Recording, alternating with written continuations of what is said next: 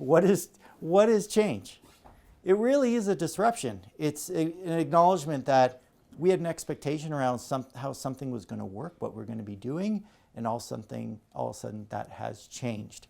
So it becomes an irritant for us. And why is it? Why do these things bother us so much? Why are we creatures of routine, even if we say, yes, we love new and novel things? Well, it's because of this lizard guy. He's supposed to represent the lizard brain that we have. So if you think about it, when something new enters your environment, something you weren't expecting, there's a response all of us have, and it's very automatic. And there's two words, they start with F's, and it's flight or fight, exactly.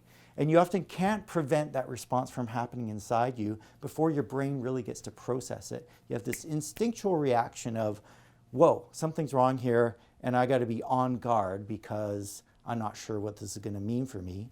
And our bodies, our brains are pre-programmed to preserve us from threat. We have this need to have control in our environment to ensure we're going to be safe, we're going to survive. So that sets us up against change, things that are shifting in our environment. Neuroscience tells us that this part of our brain that reacts so quickly really gets in the way of our ability to adapt. So that's why we have this profession, this discipline. We really help people using those basics of psychology to overcome some of that.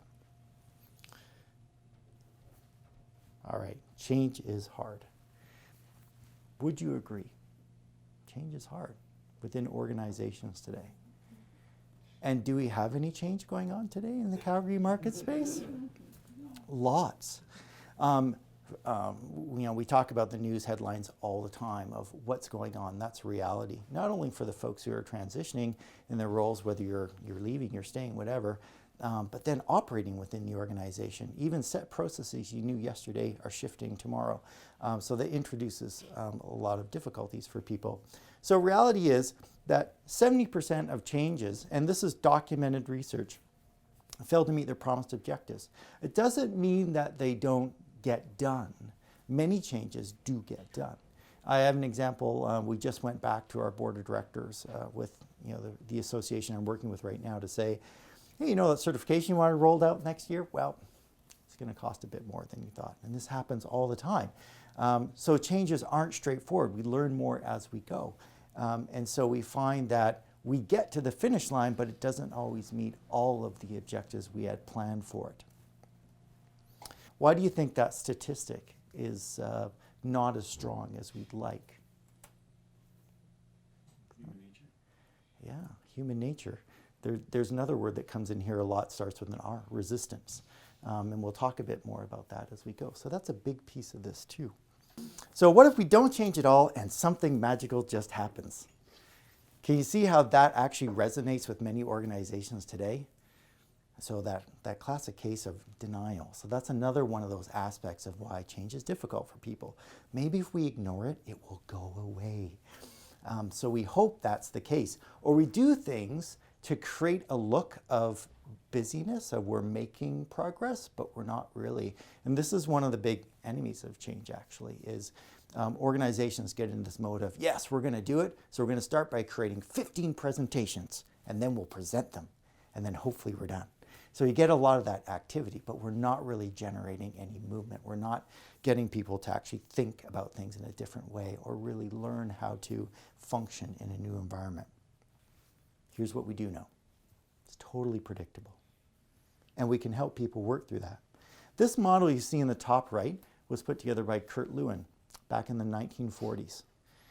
And he came out with this great simple view that says, folks kind of get locked into a way of doing things. We have our routines. So if you're going to have them do something different, we need to go through a process of unfreezing them, moving them, and then refreezing or solidifying them in that new environment or new way of doing things. And this makes total sense. We talk about getting hardened to certain situations, that we need to chip away at that. And some folks have more calluses built up around ways of doing things than others do. We see that. Whenever we roll out new things, there are those who would say, that's awesome, I'm in, tell me when I can get on board. And with the other end of, maybe if I just ignore it, it will go away. And there are lots of reasons for that too. One of the big ones is the history within organizations. So we come up with something that's magnificent. There's no way it can fail. We know it will work. And in fact, records management is a good one. It has tons of upside, so people will want to buy in. But they're used to doing things another way. And if you ask me to do something different, that lizard brain thing goes off and says threat. And the way I actually read it is, well, shoot, I've known how to do it a certain way for so long. If you change it, I'm no longer the expert. I may look silly in front of my peers, and that's one of the biggest one of I'm going to look dumb. I'll be a lot slower. So I'll give you a brief story around this you might find interesting. So I was working with a company rolling out a change where they had all these projects internally that were numbered a specific way. So you worked on a project and it was a capital project. It might have had the letters CAP in it, and then an identifier for the year, and an identifier for the cost center, and a couple other things. So they had this string of digits where people could read it without even looking at anything about the project and know exactly what it was about. And then we came in and we said, we're going to put in new technology, and actually we think it's quite inefficient to be numbering our projects this way. In the future, where you've had intelligent numbering, this is what they called it. We're going to put in sequential numbering. So the first project will be 000001, the next one will be 2, and you'll have to look inside the details to learn what it's about. Guess what they called this kind of numbering? We had intelligent numbering, now we have dumb numbering. So this didn't go over very well. In fact, what we thought was a simple change, and we explained it very well, ended up with a whole ton of feedback of people saying, we don't want this. You're about to disrupt us so completely that we think we're going to have to raise our budgets next year just to accommodate the extra level of work you'll create for us to go in and look at each one of these things to determine what this project's about so that we can allocate funds appropriately, that we can respond to it correctly, put it in the right place. I mean, they had so many connections around this project numbering. It was incredible. So I went back to our leadership team and said, we have a problem.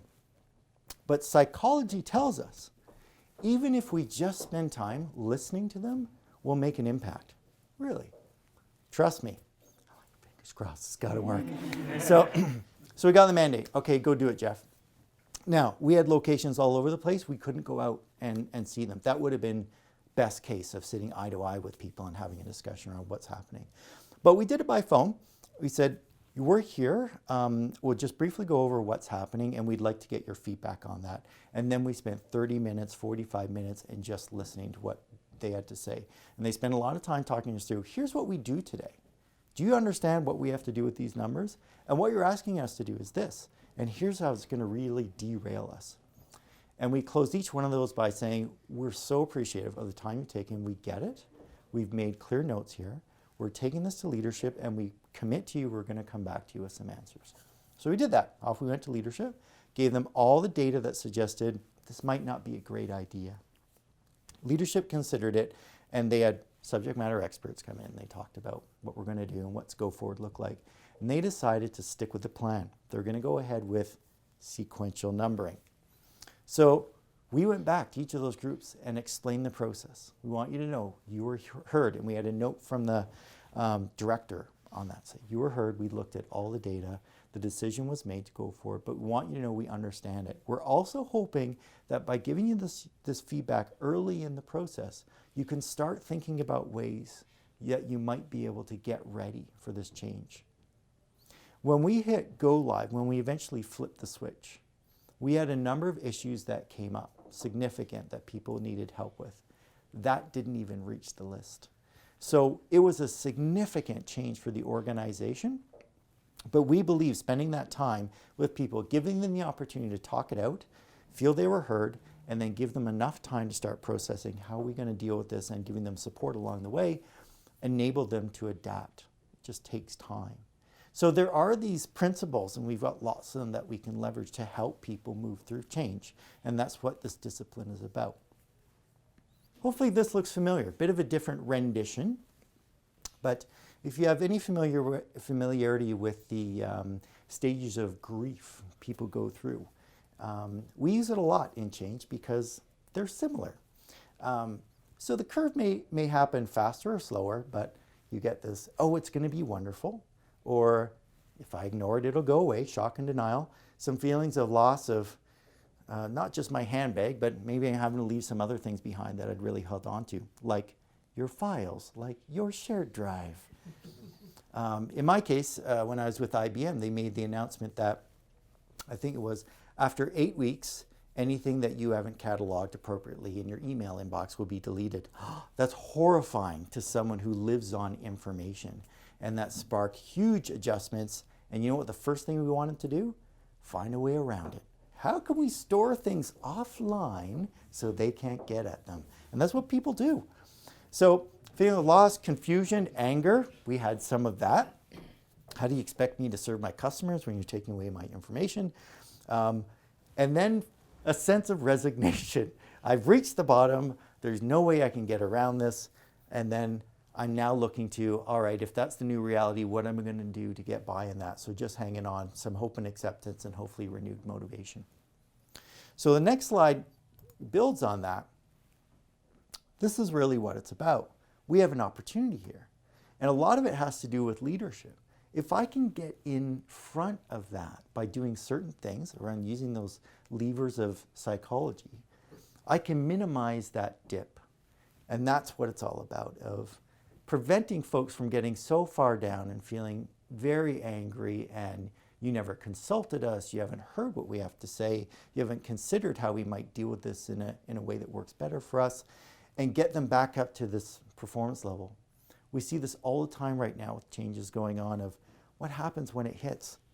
This happens because we're spending all our time in the office discussing what it means, why did they put this forward, and what are we going to do about it? And they're missing a ton of information to even have a great discussion about it. So this is where we focus. So we talked about a few things already. So by being able to engage people, even by just listening to what they have to say, but then getting participation. We spend time doing things like walkthroughs quite a bit. So if I, grab Charles as one of my peers and say, hey, Charles, I know this is brand new, but could you sit with me and I'm going to take you through this? He says, yeah, okay, I guess so. But hopefully I can start converting some of these folks into, hey, that wasn't so bad. Because his message to his peers means way more than mine. In fact, research shows when we ask people who they want to hear these upcoming changes from, it's not the consultant. Can you guess what the number one is? Just guess. It's not a test. You got it. Yeah, your boss. Your immediate supervisor, number one. Where do these messages normally come from first? Top level, right? So the first thing you do is, okay, we heard it once from so-and-so. Then you check with your peers. Do you know anything about it? I didn't know anything about it. And if your manager says, I didn't know anything about it, and even worse, says, I'm not sure this is good for us, you are now way behind in being able to get the results that you want. So it's not only the one-on-ones working with individuals, but we end up having to work through the organization at the different layers to get people in alignment, often before we make the announcement. So that's a bit about change curve. This is a critical component, kind of foundational concept when we talk about change management. How's that grab you? So, makes sense, right? We pull on a donkey or a horse, they're going to resist. So do we. So even think about it. If you're walking down the street, you're headed down to the store for something, and someone begins to pull your arm, what are you going to do instinctively? You're going to pull back. You have no idea they're trying to move you out of the way of an oncoming car. You haven't seen that yet. Your brain doesn't have a chance to process. So the fact that I've got this external input moving in a way that I wasn't anticipating going, I will resist. Even if you put this person on the other end and push, makes no difference. They're going to want to move, not go in that direction. So this concept of resistance is really important. I actually don't like the word resistance. I like thinking about context, because if I really want this horse to move, if I really want to take someone by the arm and move them in another direction, I have to understand where they're coming from. So horse doesn't want to go there because he's looking over your shoulder and seeing something that has no appeal. But if the food trough's over here, I might be more inclined to do that. So setting out, what are those benefits? What's going to appeal to you? And it's always different. I do an exercise with groups where I ask 3 people to come forward and they get a slip of paper with instructions. And what they receive is one of 3 things. A $20 bill, a penny, and a cue card with scribbles on it. And so these 3 people stand up in front of everyone. They have these things in their hand and everyone can see them. So I asked the audience, these folks are going to be going on a journey. However, they can't take everything with them. What should they give up? And sorry, I need to clarify. All of them have those 3 things. I apologize. So everyone ends up saying, keep the $20. Makes sense. The revelation at the end of this is when people have kind of voted on what they should leave behind, is that the scribble was a drawing that was given by their child at 5 years of age. The penny was something that had special meaning. It had a year on it that corresponded with a certain anniversary or an event in their life. And so it becomes very clear to the individuals of, holy smokes, until I understand from their context what they have in their hands, it's hard for me to tell them to leave that behind. And so we come back to that concept again of, I need to spend a bit of time listening to where you guys are coming from. So now if we turn this around in what we're talking about today, and all right, I'm implementing new processes, I'm asking you to let go of something, could be a shared drive, could be a past practice. You have to allow that time for people to actually say, here's what it means to me, here's how I think it's going to impact how I do my job. And we can't have all those conversations. We have to equip our managers, our leaders to do those things. So I mentioned Kurt Lewin near the beginning. This is another really nice model he put together. Now you see we've got some numbers over here. It's not really about the numbers. So this is called a force field analysis. So very simple. You draw a line in the middle and you have stuff that's pushing against your change and things that are pushing for your change. And so when we want to roll something out, we're in a leadership position, we come up with lots of these guys. Say, oh, it'll be good for you. You're going to have all these benefits. System's really nice, works quite smoothly. You'll find yourself being more efficient.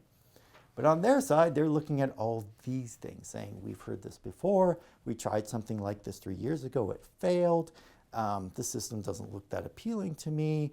I'm concerned that if I end up sharing all my stuff, now I'm no longer seen as a thought leader within the organization. These are huge threats to individuals. So mapping this kind of thing out gives you a sense of what you might be up against in rolling out a change. And I've listed some of those items on the right. So history, culture can work against what you're trying to do. Reward system, one of the biggest ones we hear, and please start, go ahead.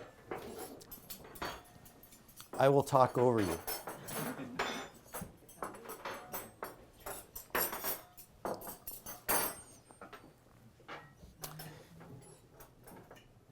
One of the major things that I've seen as a consideration is around the reward system. So all of you have worked in situations where leadership said, we value teamwork. And then many of those same organizations reward individual achievement. I was fascinated talking to someone at a company just the other day. And she said, hey, Jeff, we're doing something new. I said, oh, tell me about it. And she had prefaced this by saying, I've been working on performance appraisals. I'm like, yeah, boring. So we're doing something new. Okay, tell me. Well, this year, we're not allowed to just rate an individual on their achievement. We also have to assess how they did it. We're like, holy smokes. When I was working with you guys 10 years ago, you were known as a maverick organization. Everyone was recognized for getting it done and no one really cared how. Said, yep. Reality is now we live in a highly attuned safety culture. We've had way too many incidents. So this has really risen up the ladder in terms of importance. And we feel that we need to look at the way people get things done. Like, that's awesome. So few organizations do that kind of thing. But it's a good example of, we're trying to get a set of behaviors. We want to create a culture that's focused on safety. Well, we can no longer just recognize outcomes. We got to look at the way those things get done. Leader alignment's a big one. One of the biggest challenges in rolling out a change I find is you've got 1 or 2 leaders that are gung-ho all for, and then you've got one other that quietly behind the scenes is saying negative things about what's being rolled out, and again can severely derail. So we spend a lot of time focusing on sponsorship. So having a leader at the top that has the authority, has an investment in this, who also has enough power to go to those individuals and say, hey, we need to have a chat. We're going to have to talk about this. Even if you can't fully support it, I need at least you to cut the negative chatter. And that's a real difficulty, but it has to be done as part of these efforts. Having the right systems in place so people have access to the information they need to do their jobs. Do they have the right skills to do what you're asking to do? Remember I mentioned that if we change something, folks can feel threatened because I used to be really good at it. Now I might look silly in front of my peers. So we often will roll out training as part of changes that usually come in for a day into the classroom. We'll give you a walkthrough, a couple exercises, off you go. Now you're back on the job. And it's, I don't remember what I took in class. I don't really want to pull my binder off the shelf. What's the first thing you do when you need a hand? You look to the person next to you and say, do you know how to do this? So providing that level of support, ensuring they have skills in hand to do what you need to do is also a critical part of this. External factors, it actually can be a very good thing when there's lots happening in the marketplace that threatens an organization. It focuses people. We better get a hold of this stuff and make changes and adapt if we're going to be competitive. And then also capacity. If your initiative is one out of, and I just heard this the other day, an individual told me we have 1,400 projects going on within our company right now. He said we're focused on 11 of them. Like, wow, what happens to all the other 1,300x of them? So folks run out of capacity. If you ask them to do certain things at a time when they're doing benefits enrollment, for example, it's hard to get their attention because they've got other things they need to take care of or performance appraisal time. All right, everyone tunes in to WII-FM. Anyone know what this stands for? What's in it for me? What's in it for me? Exactly. So this again, we talked about speaking the language of the people who are in front of you, understanding their context, what's going to work for them. So that needs to be understood. So what are all the benefits of what we're trying to do? And then also speaking to, hey, we know there's going to be some issues when we implement it. We've considered that. We've thought of some ways that might help lessen the pain as we go away. Never skirt around the fact that there's going to be difficulty when you're asking people to do something different. That's just a reality of it. So this is a little diagram which you can easily draw on a piece of paper when you're talking to someone around trying to make a change happen. So what we're trying to do is move box from low position to high position. That's our change. And to do that, we know we're going to have to push down on the lever. So we come up with certain things. Think of that force field analysis, all those positives that are going to help move that lever. But what we want to consider is this fulcrum. So if you think about physics, I know that's pretty heavy for lunch, sorry. But the position of this triangle makes a difference on how easy or hard it is to move that box. So we talked about some factors before, history, culture, my reward system. All those things, if they're set up incorrectly to support your change, move this triangle to the right and make it harder for you to move that change. So you need to consider all those elements that influence people's ability to adopt what you're trying to roll out. This is kind of summarizing a lot of things I've talked about. But these are all the levers that you can use to help move your change. So we've talked a bit about leadership, having them lined up, speaking the same language, not having folks dissent with what you're trying to roll out. Elements of learning are training, developing skills, the reward system. Involvement and engagement is one of the biggest tools that you've got. Where people are involved in decisions or figuring out how to apply it, there's way more bought into a change. Obviously communication, and I added listening because a big mistake that's made is, well, we sent out an email, therefore we're good. Wrong. So announcing the change that way, we all know we're all buried in email, so it doesn't get noticed that way. The other one related to this is a tool that's used by every organization to get messaging out. They call it cascading. I call it broken telephone. So you start at the top, you tell, here's what the message is, make sure you guys roll this out to your direct reports, and by the time you get to the front line, it doesn't look anything like the message you had intended it to look like. So folks are really not getting that. So don't rely on cascading. It can be done, but you have to really manage that process tightly. Listening back, getting feedback. So are they getting the message? Are they really prepared for this change that's coming up? Redesigning processes is a critical one. This gets missed a lot of times. So we rolled out some new tech. We didn't even look at how it plugs into people's jobs. Measurement for sure. So how are we really determining that this is successful and people are getting it, or that we're accomplishing the returns we're looking for? Access to information. This is another big one. So thankfully, a lot of projects now recognize you have to focus on the security aspect of any change. If folks can't get to the data they need, not going to work very well. And this one, I've changed it into a green because reinforcement impacts every element of this. So as a contractor in this space, oftentimes we get called in to support a project. Guess when we roll off? As soon as it's implemented. But if you leave that alone, folks will start to revert to old behaviors unless you're on top of it. Now, part of our job is to ensure, again, leadership's set up and feels accountable for it and is ready to do that reinforcement to ensure sustainment happens. But someone's got to take care of that. That's a critical, critical aspect.